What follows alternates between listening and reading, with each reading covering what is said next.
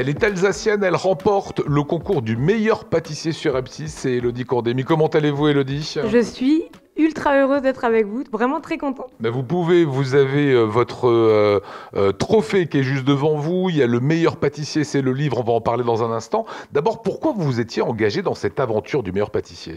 Je me suis lancée dans cette aventure parce que je voulais vivre une aventure humaine, partager ma passion avec d'autres chefs, d'autres candidats, et après vraiment essayer de voir où étaient mes capacités et où je pouvais aller. Parce que vous êtes plutôt chef, on va dire, vous avez une pizzeria, à 20 ans vous avez monté la première, donc voilà, c'était plutôt là-dedans.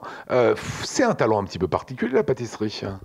Je ne sais pas si c'est un talent particulier, mais en tout cas ça fait partie de mes hobbies, et je suis très très heureuse d'avoir pu rencontrer tous ces chefs, Cyril Lignac, Mercotte. C'était vraiment, je pense, une opportunité et une chance et un rêve que beaucoup de personnes aimeraient faire. Et moi, je suis très heureuse d'avoir pu représenter ma région et d'avoir gagné le trophée. Ah bah vous l'avez bien gagné. Dès le départ, est-ce que vous vous sentez dans les favoris ?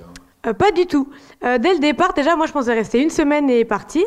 Donc c'est vrai que avec le temps, j'ai vu que j'avais des capacités insoupçonnées, je dirais, et j'ai tout donné. Alors c'est quoi qui va faire la différence au fur et à mesure? Il y a le jury, Lignac notamment, qui parle d'une cuisine audacieuse.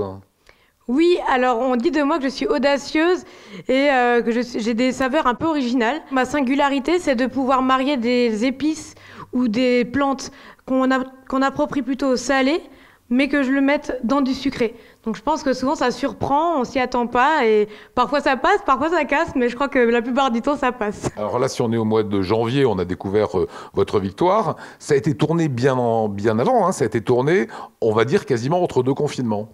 Oui, ça a été tourné cet été, donc juste après le confinement.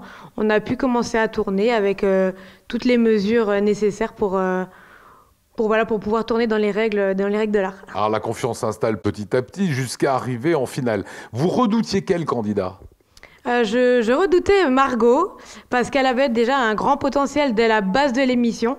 Alors pour moi, c'était vraiment un challenge, un défi de pouvoir m'élever un peu à son niveau avec ma touche à moi. Et je pense que j'ai réussi parce que j'ai soulevé le trophée. Voilà, vous l'avez soulevé. Il y a des moments compliqués, il y a des moments où le saladier rempli de chocolat, il explose. C'est ça. Là, c'est la panique à ce moment-là, on se dit ça y est, c'est foutu. C'est la panique parce qu'on est sur la ligne finale. On touche le bout de cette émission et on a envie de tout donner encore plus que d'habitude. Et là, forcément, quand le bol casse, j'ai un moment où je me sens un peu seule au monde. Je ne sais pas quoi faire. Mais je me ressaisis vite. Je nettoie mon plan de travail, je me remets dedans et c'est parti, il ne faut rien lâcher, et j'allais jusqu'au bout. Et quand au bout, on vous dit le grand gagnant ou la grande gagnante est Élodie, qu'est-ce qui se passe dans la tête à ce moment-là ? Là, à ce moment-là, je pense que je suis coupée, mon souffle est coupé, mon regard part un peu partout, je suis émue, je suis heureuse. Je suis en même temps un peu peinée pour Margot parce que forcément on a vécu l'aventure ensemble, on l'a fini ensemble. C'était un moment très très riche en émotions. Et voilà, c'était un rêve qui se réalise, ou même pas imaginé. Donc pour moi, c'est vraiment que du pur bonheur et j'étais très très très heureuse. Alors la suite, Élodie, c'est ce livre, hein, Le meilleur pâtissier, les folies d'Élodie. Donc on retrouve évidemment les photos qu'il y avait sur M6, oui. Il y a vos recettes. Mais la suite en réel, c'est quoi? Il y a cette pizzeria à Aspar, est-ce que ça va continuer? Est-ce que vous allez monter une pâtisserie? Comment vous voyez votre aventure maintenant? Alors pour le moment, je m'occupe de mon livre avec toutes les recettes de l'émission et des recettes personnelles. Après, j'aimerais peut-être monter un site internet avec des ateliers virtuels, peut-être une boutique en ligne. J'aimerais peut-être aussi continuer à faire de la télé. J'ai bien apprécié l'exercice. Ça me plairait bien de continuer dans ce secteur-là. À voir ce que les opportunités et l'avenir me réservent. Je me laisse porter par le vent.